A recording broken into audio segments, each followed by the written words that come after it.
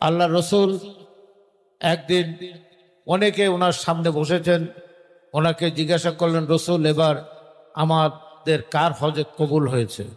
রসুল বললেন, আপনাদের কারো তোমাদের কারো হজ কবুল হয় নাই।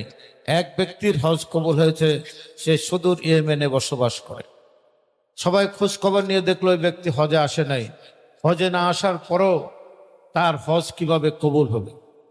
তো ওই লোকের উদ্দেশ্যে অনেকে রওনা হলেন, যে ব্যক্তিকে, ওই সম্মানিত ব্যক্তিকে খুঁজে বের করলেন, বললেন, ভাই আপনি তো হজে যান নাই, কিন্তু রসুল বলল যে আপনার হজ কবুল হয়েছে। আপনি কি এমন আমল করলেন যে কারণে আপনার হজের আগেও হজ কবুল হলেন?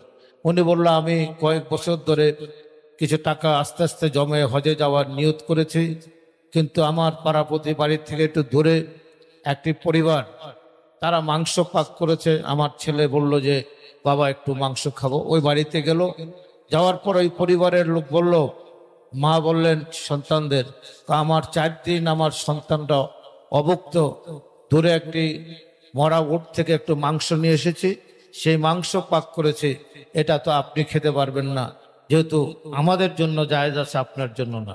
ওই ব্যক্তি তখন বাড়িতে চলে আসলেন, এসে হজের জন্য যে টাকাটি উনি জমা করেছেন, হজে যাবেন, সে টাকাগুলো ওই পরিবারকে দিয়ে দিলেন। সেই কারণেই আল্লাহ রসুল বলছেন যে ওই ব্যক্তিটির হজে, আমরা যদি